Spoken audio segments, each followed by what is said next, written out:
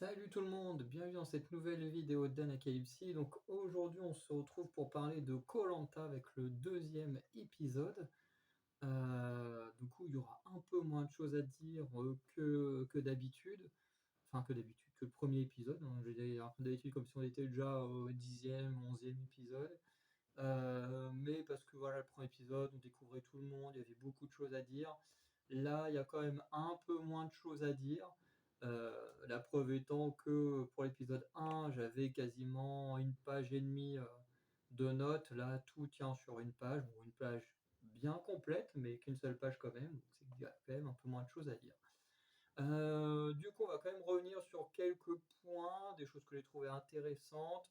On va aussi revenir sur des règles du jeu d'immunité qui, moi, m'ont un peu perdu et dérangé, parce que j'ai trouvé que je pense que pour les aventuriers, c'était très bien expliqué en détail et tout ça, mais pour nous, les téléspectateurs, je trouve que c'était très très mal expliqué et on reviendra dessus. Du coup, l'épisode commence avec Nathalie notamment qui euh, veut tenter de se rallier à Amri puisque globalement elle explique que elle a compris que les votes dans la majorité venaient surtout d'Amri, que c'est lui un peu la force dominante de la tribu, que même s'il n'y a pas réellement de chef, il a quand même un peu ce rôle de leader naturel des jaunes. Et du coup, même si elle sait qu'elle ne plaît pas trop à Amri, elle veut tenter de se rapprocher de lui, heu, pour essayer de survivre le plus longtemps dans la tribu. Et c'est vrai que c'est pas idiot, quoi. Quand tu sais que tu galères et que tu as besoin de survivre, bah, vaut mieux, essayer de faire alliance avec la personne qui contrôle le mieux le jeu, même si on va voir qu'Amri va se retrouver avec un rival de taille, si on peut dire ça comme ça. Les jaunes, contrairement aux rouges, eux, vont réussir à capturer du crabe avec cette fameuse technique qu'on voit depuis maintenant 2-3 saisons, voire peut-être un peu plus, du seau que tu mets dans le sable, enfin que tu enfonces dans le sable, tu mets un appât et il y a tes crabes qui foncent dedans. Bon, sauf que les rouges, eux, ils pensent, enfin à part Maxime, mais du coup une partie des rouges pense qu'il suffit de mettre une casserole comme ça et que les crabes sont assez cons pour sauter dedans. Ce qui du coup n'est pas le cas. Mais du coup, voilà, les jaunes, eux, font les choses comme il faut, ils arrivent à choper du crabe, et tout le monde va en manger, sauf Sarah qui est végétarienne. Voilà. D'ailleurs, Sarah qui va beaucoup parler, enfin, on va beaucoup parler surtout autour du fait qu'elle soit végétarienne. Heu, Honnêtement, en tant que téléspectateur, je pense qu'on en a tous un peu rien à faire. Qu'elle puisse manger ou pas du crack, qu'elle puisse manger ou pas de la viande, je pense qu'on en a rien à faire. Ou alors tu le dis une fois, mais tu es pas obligé de le répéter 3-4 fois dans l'épisode. D'un moment, elle a dit une fois, on a compris qu'elle est végétarienne, on a compris qu'il y a des choses qu'elle peut pas manger que les autres oui. Il n'y a pas besoin d'en faire des tonnes là-dessus. Honnêtement, on en a rien à foutre. Moi, on l'a dit la première fois, je me suis dit: «OK, on le savait pas, c'est bon à savoir que, bah, ça peut jouer sur son physique, le fait qu'elle ne puisse pas manger comme les autres, qu'elle ne puisse pas avoir les mêmes carences que tout le monde». Mais de là en faire des tonnes ou quasiment à chaque fois où on la voit, c'est juste pour parler de ça, heu, vous mettez pas à faire ça koh s'il vous plaît, c'est insupportable. Voilà. Ensuite arrive l'épreuve de confort. Donc épreuve où tu peux gagner un gros poisson et des mastocs, je sais pas c'est quoi, toi, bon, comme j'aime pas trop le poisson, j'y connais absolument rien du tout. Mais du coup voilà, il y avait un gros poisson et un renfort à gagner entre Léa et William, dont on parlera après. La mission, donc j'ai l'impression qu'ils aiment bien les jeux en double étape, cette année, même si le double étape fonctionne plus pour les prévisibilités que là, mais voilà, là c'est un mix plutôt de différentes épreuves qu'on a eues les années précédentes, puisqu'on a ce côté où il faut aller chercher une malle au fond de l'eau et la ramener, puis l'ouvrir et récupérer ce qu'il y a dedans. Et il y avait également une épreuve, je ne sais plus quand est-ce qu'ils ont arrêté de la faire, où tu as une équipe qui avait une malle qui devait faire plein de nœuds dessus. Alors, c'est une épreuve, je crois, qui n'a pas été utilisée non plus beaucoup de fois. Mais en gros, il fallait faire des nœuds un maximum et ensuite la malle allait être à démêler pour l'équipe adverse. C'était vraiment une petite épreuve, pas forcément la plus ouf du monde, hein, mais je me demande s'il y avait pas un truc de parcours quand même qui était lié. Heu, mais en soi, l'idée de, bah, tiens, je vais faire des nœuds pour bloquer l'équipe adverse et tout, je trouve que c'est plutôt, intéressant. Bref, donc ici, bah, c'est ça, hein, tu vas dans une sorte de structure dans l'eau, tu dois ouvrir une trappe, dans la structure pour faire passer la malle. Une fois que la malle est fait passer, tu la ramènes, heu, sur terre. Une fois qu'elle est sur terre, tu dois la monter dans une structure en tirant à la corde et une fois que c'est fait, tu l'ouvres, tu récupères le bouclier qu'il y a dedans et tu as gagné. Bref.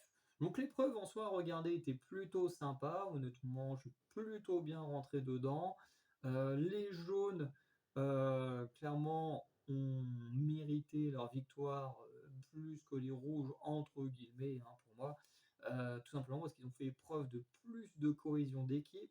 Ils ont beaucoup plus parlé, notamment quand ils étaient au niveau de la cage dans l'eau.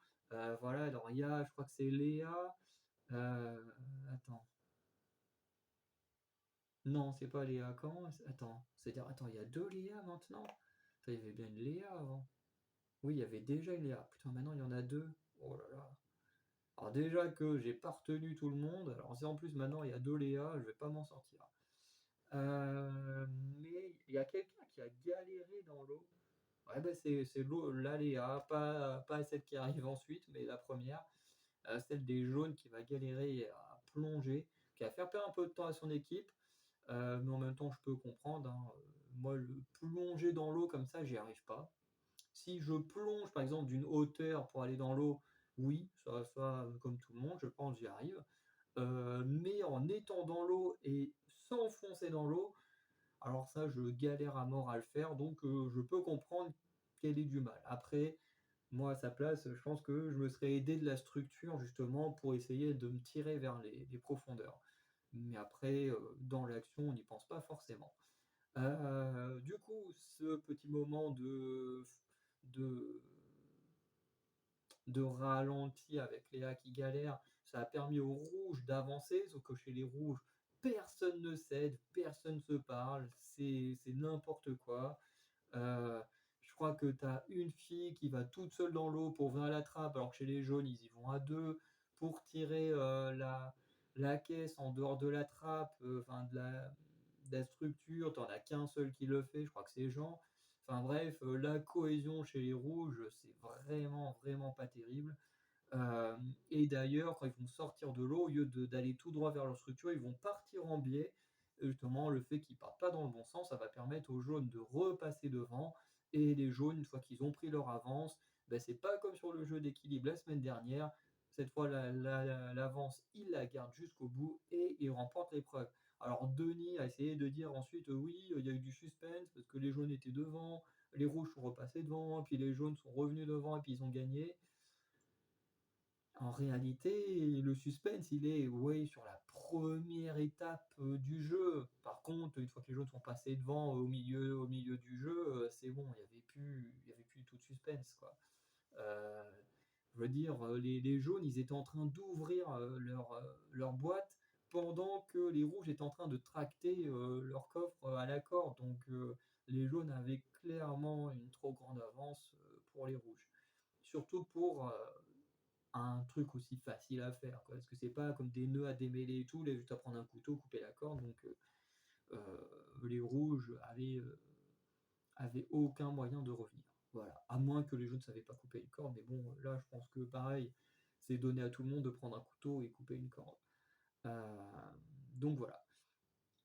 Du coup, les jaunes l'emportent, donc ils remportent le poisson et ils ont le choix ensuite entre deux nouveaux aventuriers, soit Léa, qui globalement est très jeune, déterminée, sportive. Notamment, elle est championne de France de secourisme sous-marin, si j'ai bien noté la bonne chose.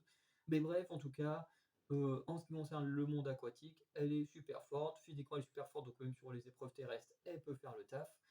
Heu, donc, comme on a vu dans le teaser, elle va être très, très attendue dans l'épisode suivant. Hem, donc voilà. Bon profil en tout cas, pour, ceux qui aiment les sportifs, et également ceux qui veulent avoir un soutien sportif dans leur équipe.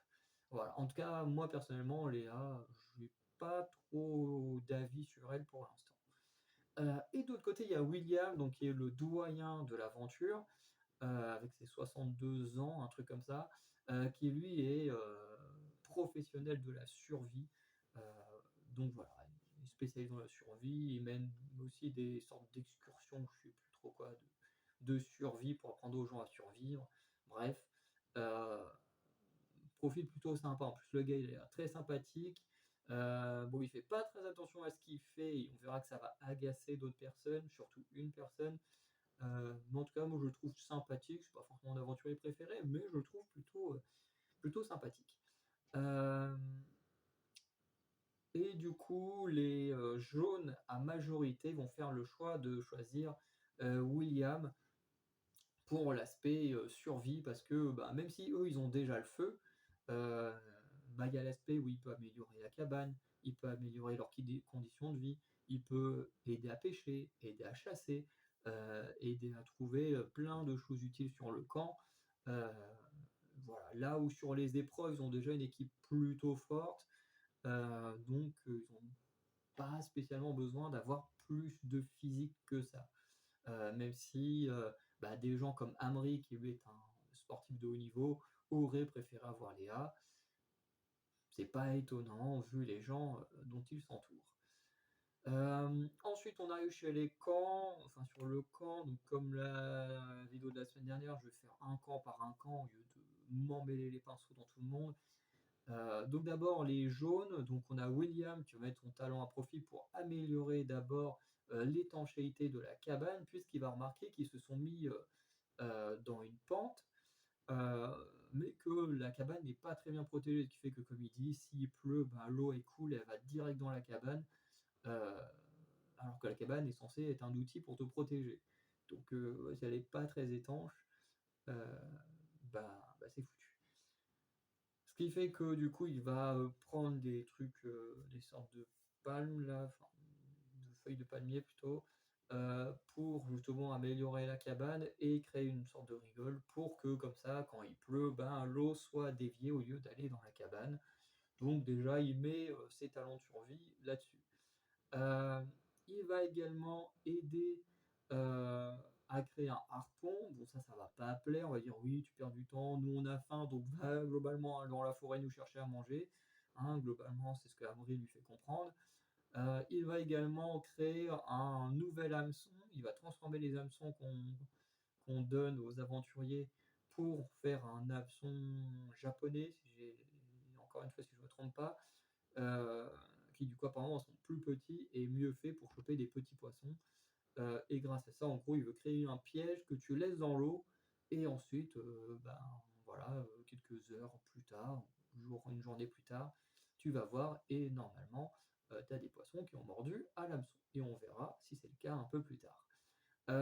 Du coup, William, voilà, va beaucoup se mettre, à profit pour son équipe, mais il y en a un, qui va voir ça du mauvais œil au départ, c'est Amri. Parce que, globalement, William, au lieu de vraiment chercher des choses, il va créer un hameçon, il va créer un piège, il va créer des trucs.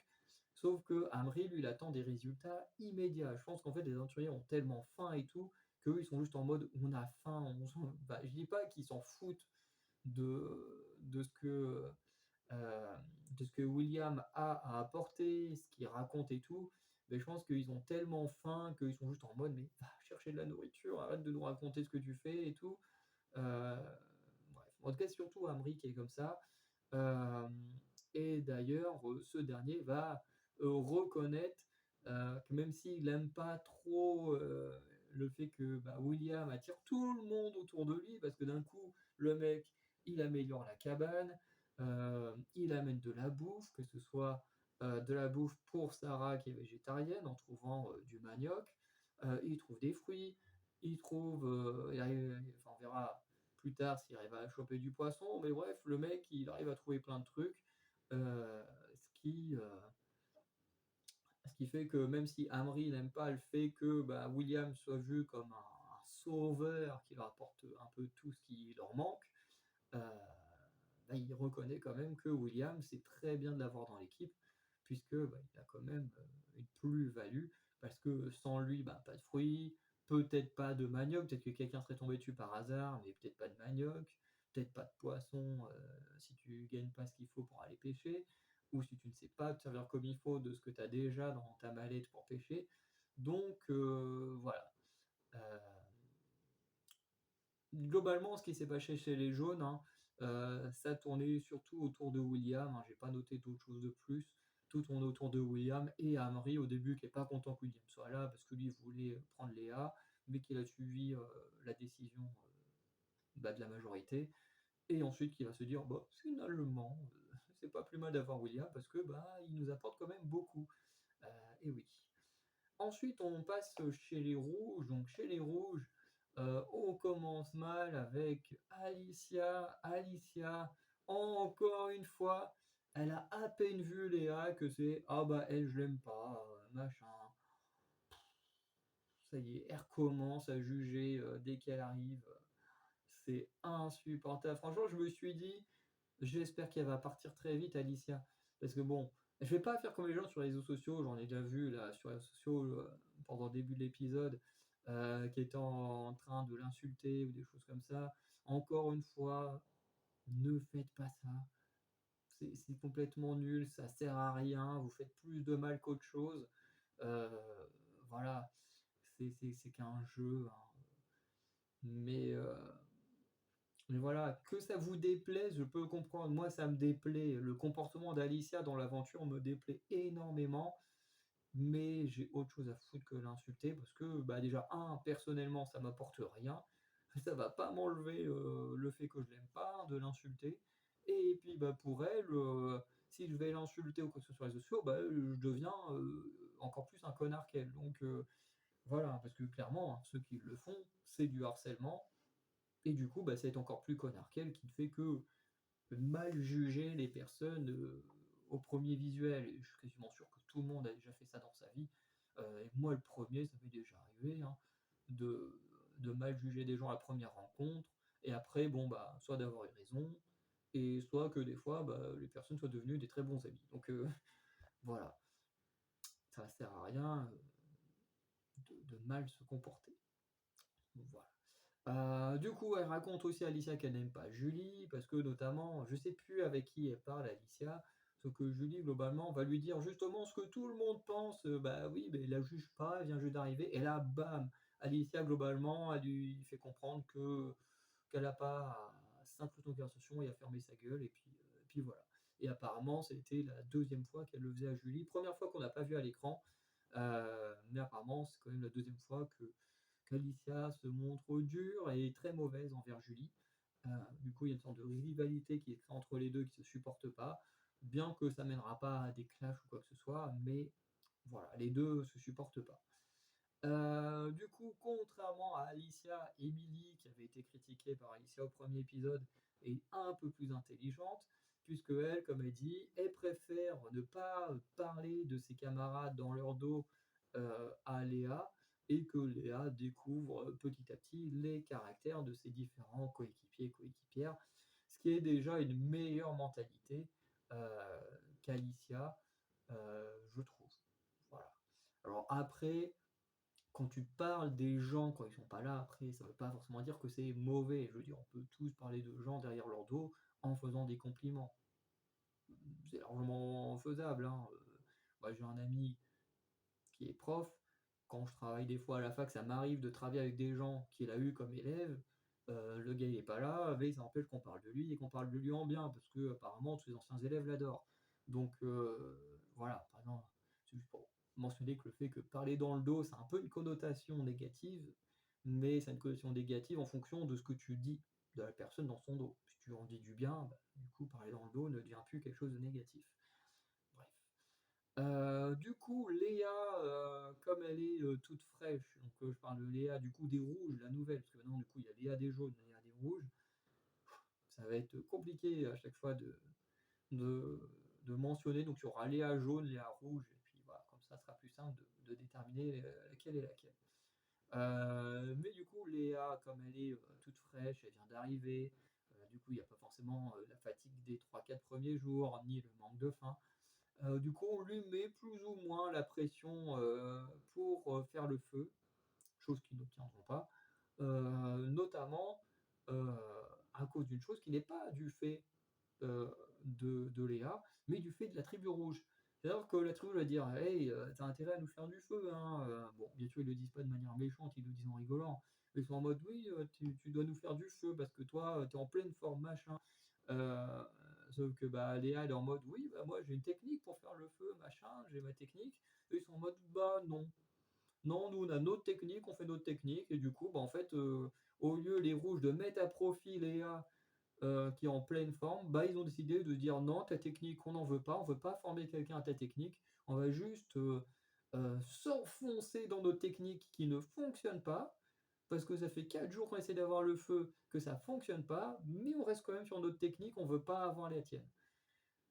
Et tu dis: «Ouais, les rouges, il y a vraiment un problème dans cette équipe, hein», je crois que maintenant, si on me demande si je préfère les rouges ou les jaunes, je crois que je préfère les jaunes. Bon, certes, il y a un peu plus de stratégie, il y a déjà des clans qui sont un peu formés. Moi, ça me dérange pas parce que j'aime beaucoup le travail de stratégie, heu, mais les rouges, franchement, je j'y arrive pas. Sur les épreuves, ils sont désordonnés, ils arrivent pas à s'entendre et tout. Et c'est pas dans la première épreuve que c'est comme ça. On l'avait déjà vu lors de la première épreuve de confort, la semaine dernière. Là, sur le camp, c'est une catastrophe, hein, ils ont une nouvelle, il intègre pas aussi bien que William est intégré. On lui demande de faire le feu, mais on veut pas écouter ce qu'elle a à dire, on veut pas écouter sa façon de faire, ou ils veulent juste faire leur truc et du coup, ben, ils font les choses à sa place et se fatiguent encore plus, ce qui est complètement débile. Je veux dire, ça te sert à quoi quand tu sais que ta technique elle fonctionne pas, de tenter celle de l'autre? Si ça se trouve, elle fonctionnera, si ça se trouve, elle fonctionnera pas, il faut tenter, quoi. Mais ouais, non, j'ai du mal avec les rouges, hein, franchement, pas du tout mon équipe préférée, hein. Et d'ailleurs, de toute façon, je reviendrai sur la fin, mais la seule aventurière pour l'instant sur qui j'ai un bon feeling, est chez les jaunes, donc ça m'arrange. Heu, Bref, qu'est-ce qui s'est passé d'autre? Oui, plusieurs, aventuriers vont se brûler, heu, la gorge, la bouche et tout ça avec la nourriture.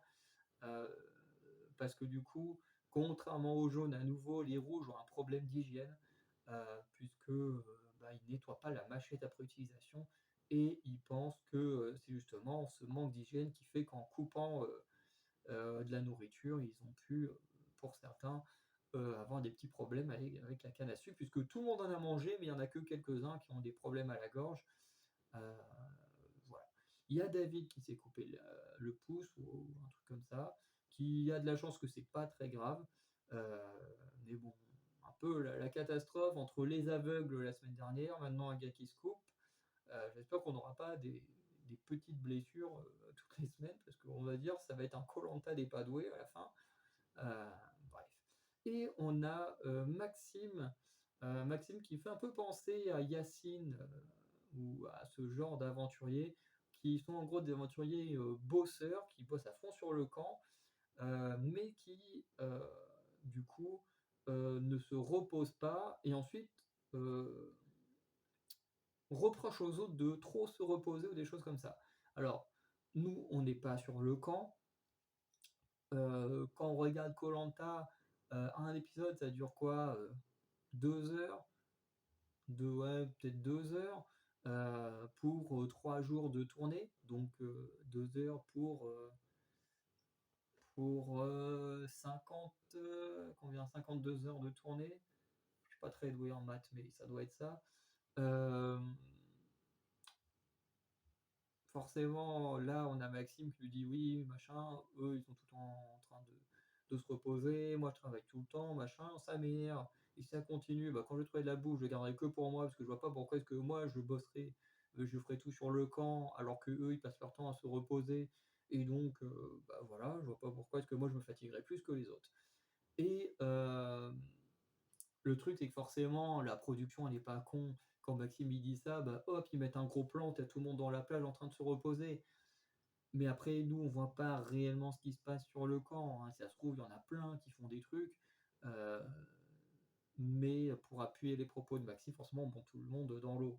Heu et d'ailleurs, il faut que Maxime fasse très attention, heu, parce qu'il a l'air très très malin, mais se mettre à l'écart comme ça, même si tu fais beaucoup de choses pour le camp, ça peut t'amener à être éliminé parce que, ben, faut rarement être à l'écart des autres. Voilà. On l'avait vu avec Hugo lors de koh la légende. Hugo avait été éliminé quasiment dès le début par son équipe parce que, bah, il n'avait pas un bon social avec les autres. Trop à l'écart, pouf, éliminé. Donc, faut vraiment que Maxime fasse attention à ça.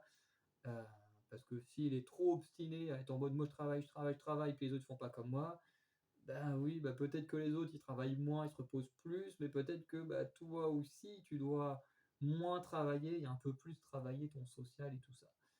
Voilà, je pense qu'il y a un juste milieu à avoir et de tout le monde, hein, voilà.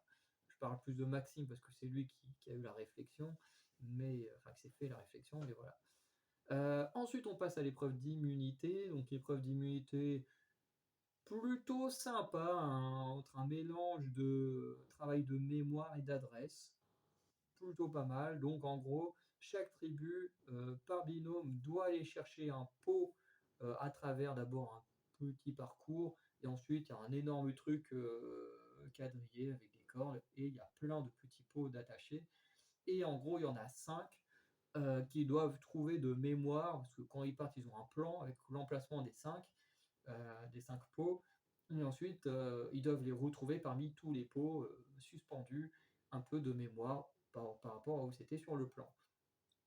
Une fois qu'ils trouvent un pot ou qu'ils le touchent, ils doivent le casser. Si dedans il y a ce qu'ils appellent une bolasse, ils reviennent, ils doivent le lancer sur un bout de bois, enfin, voilà, un bambou, je sais pas comment dire, mais vous voyez, en toute façon si vous avez vu l'épisode, ils doivent le lancer dessus, et s'ils réussissent, paf, ils marquent un point. Enfin, entre guillemets, ils marquent un point. Euh, et c'est le premier qui, alors, c'est là où c'est hyper mal expliqué. Parce que globalement, on nous dit il y a 5 bolas, il y a 5 tentatives pour les mettre. Alors, moi, quand on dit il y a 5 tentatives pour les mettre, euh, et qu'au bout de la 5e tentative d'Amri et de Léa, je me dis bon, bah ok, là, ils ont fait leur 5e tentative. euh, Bah, voilà, la bolasse, elle est perdue. Voilà, il y a plus. Et là, Denis leur dit: «Bon, bah, vous continuez ou on passe à quelqu'un d'autre?» Et là, ils sont là en mode: «On continue». Et je suis en mode: «Hein?» Je fais: «Mais je croyais qu'il y avait que 5 tentatives pour lancer une bolasse, je suis complètement paumé. C'est est-ce qu'il y a 5 enfin 5 tentatives, mais de quoi en fait 5 tentatives?» En fait, ils peuvent lancer la bolasse à l'infini, comprends rien. D'ailleurs, Amri et Léa en feront 7 essais avant de s'auto-éliminer de l'épreuve parce qu'ils n'y arrivent pas. Euh, et là, je me dis, attends, 5 tentatives, eux, ils en font 7. Au bout d'un moment, c'est quoi les tentatives? Parce que moi, de la façon que Denis l'expliquait, dites-moi si vous l'avez mal compris comme moi, si vous avez bien compris l'épreuve, hein, mais globalement, pour moi, c'était il faut essayer de les trouver. Quand vous en avez une, vous avez 5 tentatives. Si vous réussissez à mettre la bolasse, c'est bien. Si vous ne réussissez pas à mettre la bolasse est éliminée. Moi, c'est comme ça que j'imaginais le truc. En fait, c'est pas ça. Quand tu as une bolasse, tu peux tenter autant de fois que tu veux jusqu'à ce que tu réussisses à la mettre ou pas. Si tu n'y arrives pas, bah, ton binôme est exclu du jeu. Mais la bolasse, elle reste dans le jeu. Et un homme binôme, une fois qu'il arrive au lancer de bolasse, peut également tenter de lancer celle qui a été mise de côté. Euh, voilà. Et ensuite, dans l'application du jeu, bon, ça c'est moins grave de le dire plus tard, mais si tu fais tomber une bolasse en tentant d'en mettre une, bah, tu dois la ramasser et retenter de la mettre. Bon, ça, c'était pas forcément essentiel de le dire au début, que ce soit rajouté au moment où ça arrive, je trouve ça pas trop mal. Mais j'avoue que le truc des 5 tentatives et tout, oh là là, ça m'a paumé parce que moi j'étais vraiment en mode, il y a 5 tentatives pour une bolasse. Et dès que tu n'y arrives pas au bout de 5, elle est disparue. Alors qu'en fait, non, c'est 5 tentatives en mode, faut mettre les 5 bolasses. Donc au bout d'un moment, Denis, il dit pas 5 tentatives. Il n'y a pas 5 tentatives pour lancer les bolasses, c'est juste qu'il faut que les 5 bolasses soient mises pour gagner, c'est tout. Moi, j'ai trouvé que les règles sur ce jeu étaient très, très mal expliquées. Alors, dites-moi en commentaire si je suis le seul, c'est possible, mais en tout cas, moi, ce truc de 5 tentatives, ça m'a empêché de comprendre les règles correctement sur le lancer, en tout cas. Mais ça m'a pas non plus empêché de passer un mauvais moment, hein. L'épreuve a été vraiment très cool, mais très mal expliquée pour moi. Du coup, on a Léa des rouges qui va tirer la boule noire. Alors elle a pas de chance. Elle vient d'arriver, profil de sportif, elle veut faire des jeux, boum, boule noire, elle peut pas jouer, pas de chance. Euh, du coup, les équipes en vrai se débrouillent plutôt bien. Pardon. On a d'ailleurs Maxime, et je sais plus avec qui il était, sûrement Megan, qui eux vont réussir du premier coup, ils vont trouver le bon pot du premier coup, mettre la bolasse du premier coup. Donc bien joué. Ensuite, on a Jean et Émilie chez les rouges qui vont également réussir à mettre une deuxième bolasse. Chez les jaunes, on a Océane, je ne sais pas avec qui elle était, qui réussira deux fois à mettre la bolasse, qu'elle va la mettre une fois, mais la bolasse va glisser et tomber. Ce qui fait qu'elle devra relancer et mettre, cette fois réussir à mettre la bolasse. Euh, Ensuite, on a David chez les rouges au moment de son passage, je ne sais plus à qui il était, mais dès qu'il lance, boum, il en fait tomber une, il relance, boum, il en fait tomber une deuxième, ce qui fait qu'il, du coup, par la suite, réussira à mettre les trois, la sienne qu'il avait trouvée dans le pot et les deux qu'il avait fait tomber. Mais du coup, à mon avis, qui a dû faire perdre pas mal de temps son équipe. Pendant ce temps-là, Alexis et Pauline réussiront à mettre leur propre bolasse, puis celle que Amri et Léa n'avaient pas réussi à mettre. Euh, voilà.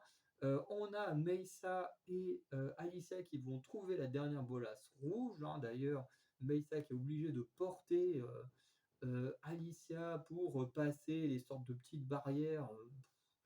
Tu dis, ok, tu critiques tout le monde, mais t'es pas capable de faire quelque chose dans le jeu. Aïe aïe, en plus, la seule chose que tu vas mettre en avant, c'est pas la meilleure chose à mettre en avant. Je vous expliquerai à la fin. Euh, mais ouais, Alicia, c'est quand même une catastrophe. Euh, et chez les rouges, c'est Sébastien et Nathalie qui tombent sur la dernière bolasse.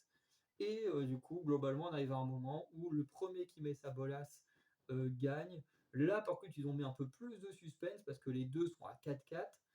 Le premier qui met sa bolasse, il gagne. Donc, ils ont un petit suspense avec un petit ralenti. Bon, le petit ralenti n'était pas forcément nécessaire. Mais on a d'abord Meissa qui tente, il se rate. Et ensuite, Sébastien qui lance la sienne. Et là, pas celle de Sébastien tombe nickel. Les jaunes remportent l'immunité. Euh, et du coup, les rouges vont au conseil ce soir. Au final, quand on retourne sur le camp chez les jaunes, j'ai pas grand chose à dire, c'est pas passé grand chose, on a juste remarqué que William, sa technique de pêche a fonctionné. Bon, je récupère avec un petit poisson pour l'instant, mais ça a fonctionné.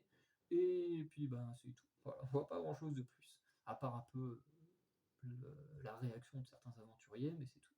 Chez les rouges, en tout cas, on a Alicia qui est en danger parce qu'elle est nulle sur les épreuves qui demandent du cardio. Et on a Julie qui est en danger parce qu'elle est nulle sur les jeux de natation. Voilà.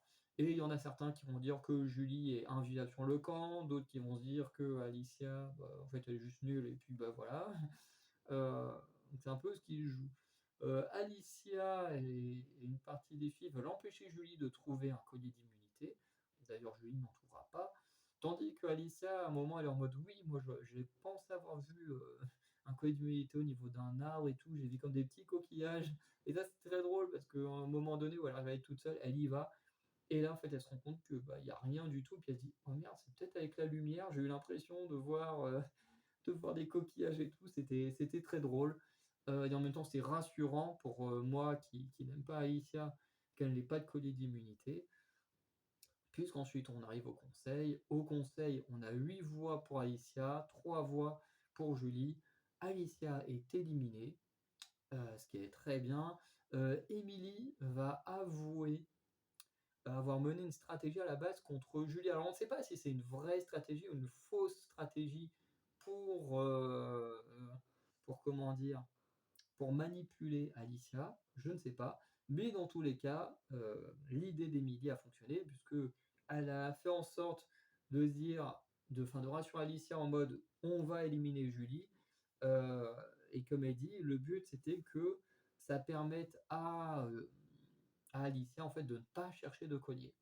Bah oui, parce que si Alicia elle se dit bah tiens toutes les filles sont avec moi machin, ça fait déjà suffisamment de voix juste pour éliminer Julie. Si en plus il y a quelques gars comme David qui vont m'aider à voter Julie, eh ben je suis tranquille parce qu'il y a quand même trois personnes qui ont voté Julie, hein. Donc il y a Alicia, il y a David et une troisième personne, je sais pas c'est qui. Euh, mais c'est peut-être Jean, parce que je crois que Jean a dit qu'il voterait pas contre elle. Euh, mais en tout cas, ça a plus touché David l'élimination que d'Alicia que tous les autres, hein. Même la personne qui n'a pas voté, la troisième personne qui n'a pas voté contre elle, n'a pas eu plus d'oration que ça. Juste qu'il a donné sa parole et en vrai, on n'avait rien à foutre qu'Alicia s'en aille. Euh, mais du coup, l'idée de stratégie d'Emily, elle était très bien. Je te fais croire que je votais pour quelqu'un d'autre, que la plupart l'ont voté pour quelqu'un d'autre, et puis en fait, paf, toi t'es trop en confiance. Alicia était trop en confiance pensant avoir plein d'alliés, et bah, du coup est tombée de haut, puisque finalement bah, elle avait quasiment aucun allié. Et en plus, bah, du coup, n'a pas été chercher de collier, donc n'a pas pu se protéger, et bah, s'en va.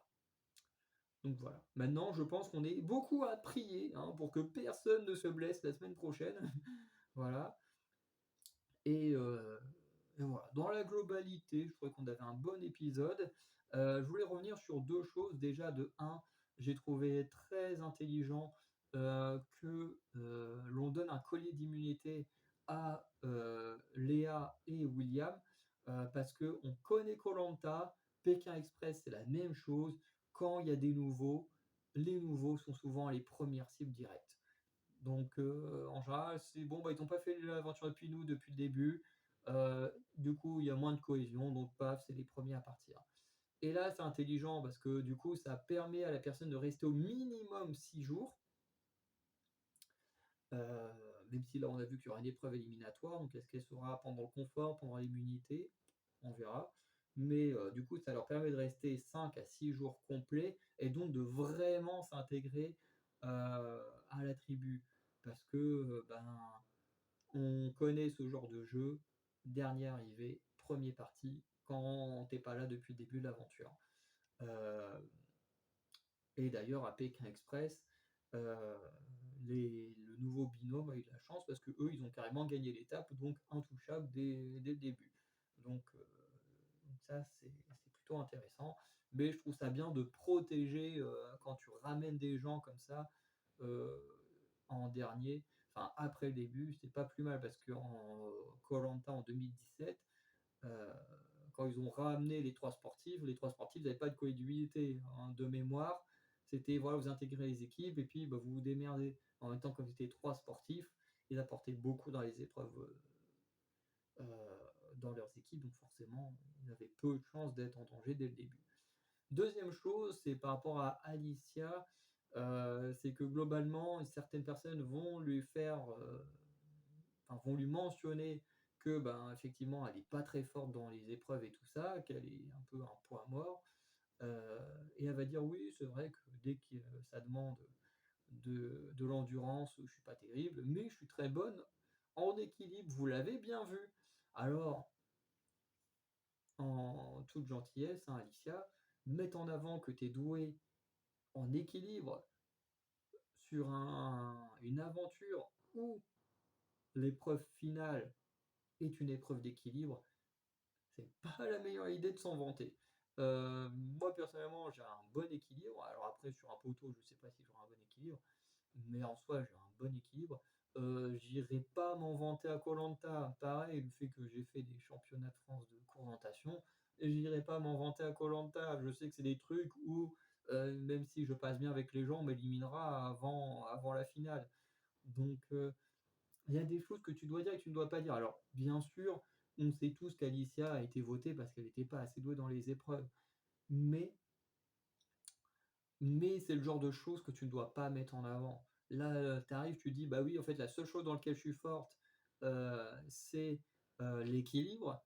Mais tu te dis, mais oui, mais si on te garde jusqu'au bout pour des stratégies, que par chance tu te qualifies, enfin par chance ou juste parce que tu es doué, hein, tu te qualifies à l'orientation et qu'ensuite tu vas au poteau, ou tu te dis être très doué heu, en équilibre, donc plus de potentiel de gagner les poteaux, heu, bah, les gens ils vont pas te garder, en fait. Les gens qui sont trop bons en équilibre, qui sont trop bons, en orientation, c'est des gens en général dont on essaye de se débarrasser avant la finale, parce qu'ils sont beaucoup trop dangereux pour ceux qui sont moins bons dans ces trucs-là. Donc je comprends l'idée de se défendre, quand on te dit que t'es pas bon sportivement, mais mettre en avant, que ton point fort, c'est ce qui permet de gagner le jeu à la fin, pas la meilleure idée. Surtout qu'il y a des jeux d'équilibre, il y en a quand même pas mal qui arrivent sur la fin du jeu, donc pas la meilleure idée de mettre ça le plus en avant. Hem et voilà. Bon, encore une fois, on sait que c'est pas ça qui a joué sur son élimination, mais je voulais juste le rajouter.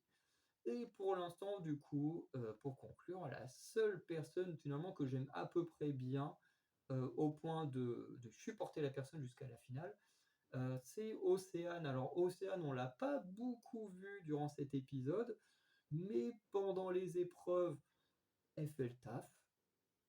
Franchement, elle fait le taf, hein, sur l'épreuve d'humilité, on l'a un peu plus vu comme ça fonctionnait en binôme, on voyait beaucoup mieux les gens, mais elle a bien fait son travail, avec les bolasses.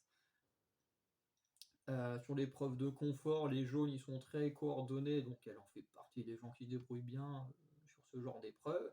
Après, à voir sur le long terme. Mais surtout, ce qui fait que j'aime bien Océane, c'est que, bah, on n'a pas le côté un peu aigri qu'on a pu voir, du côté de Amri. J'allais l'appeler Amgir, n'importe quoi. Parce que ça ressemble beaucoup au nom d'un d'un copain d'une amie. Donc, je sais pas pourquoi d'un coup j'ai mélangé les 2 noms. Mais du coup, Amri, je l'aime bien, mais il y a ce côté en fait, j'aime bien parce qu'il a un côté, cool et stratège, mais en même temps, il y a le côté un peu aigri, machin, que j'aime pas trop. Là où, Océane, elle a l'air toujours très cool, machin, et surtout elle a des bonnes réflexions. Bon, dans cet épisode, on l'a pas beaucoup vu parler, mais genre son intervention au conseil la semaine dernière, j'avais beaucoup aimé, parce que c'est elle, qui, avait mis en avant, le truc du papier. Alors forcément, elle n'est pas la seule à s'en être rendue compte, mais c'est par sa bouche qu'on l'a entendu, heu et que j'ai trouvé la réflexion très intéressante de dire: «Bah oui, tu viens nous voir, tu nous dis, j'ai un collier d'immunité, sauf qu'on sait qu'ils ont tous des pouvoirs, donc il y a forcément un papier qui explique le pouvoir. Tu nous l'as pas montré, on se doutait que tu nous la faisais à l'envers, donc paf, on t'a voté». Et j'ai trouvé que sa réflexion était très intelligente. Voilà. Donc pour l'instant, Alicia, c'est celle, pas Alicia. Non, Alicia, c'est celle que je veux qu'elle reste dehors. Heu, mais Océane, c'est celle que j'ai envie de voir aller le plus loin pour l'instant. Elle a un profil que j'aime bien, voilà, en étant cool, elle a des bonnes réflexions, tout ça. Elle a l'air d'être assez douée dans les épreuves. En tout cas, elle a un bon physique pour être douée dans les épreuves. Hem, après à voir si ce sera une bonne stratège ou pas, on ne sait pas. Elle a l'air de faire le taf sur le camp, comme tout le monde, d'ailleurs chez les jaunes. Heu, voilà, il y a pas de gens qu'on va plus se reposer que les autres. Donc chez les jaunes, on a quand même du bon. Donc voilà, on va dire que si je dois soutenir quelqu'un pour l'instant, c'est Océane. Voilà. Donc n'hésitez pas à me dire en commentaire, vous, qui c'est que vous soutenez le plus, même si c'est Alicia, bon, bah, maintenant elle est plus là, hein, mais peut-être que certains d'entre vous croisent les doigts pour que quelqu'un se blesse et qu'il revienne la semaine prochaine, hein. Voilà, je vous comprends pas, mais c'est possible, hein. Enfin, quoique, si vous êtes les amis ou la famille d'Alicia, c'est un peu plus compréhensible. Même si, malheureusement, elle a pas fait l'aventure la plus éclatante. Mais on peut pas tous l'avoir. Heu on a vu, hein, des sportifs de haut niveau comme Lucie, ouais, c'était bien Lucie, hein, qui avait fait de la boxe ou MMA, là, je sais pas quoi, et au final, son aventure, c'était une catastrophe, hein. Désolé pour elle, hein, mais bon, on nous vendait une sportive de haut niveau et finalement, on n'a jamais rien vu d'intéressant avec. Heu, donc il y a pas besoin d'être non sportif pour faire, une aventure un peu catastrophique.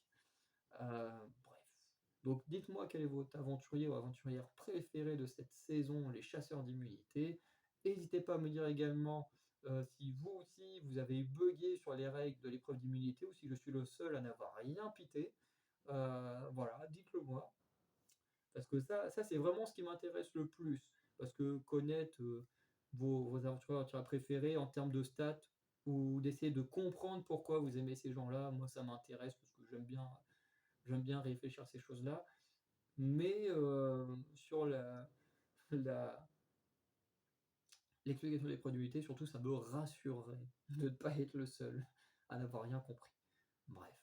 En tout cas, sinon, je vous souhaite une bonne journée, une bonne soirée. Pour ceux qui regardent aussi les vidéos Pékin Express, ben, on se retrouve en fin de semaine pour l'épisode 3 où je vais devoir me trouver un nouveau binôme favori parce que bah, mon binôme favori est déjà éliminé. Donc voilà, il va falloir en trouver un nouveau que je supporte.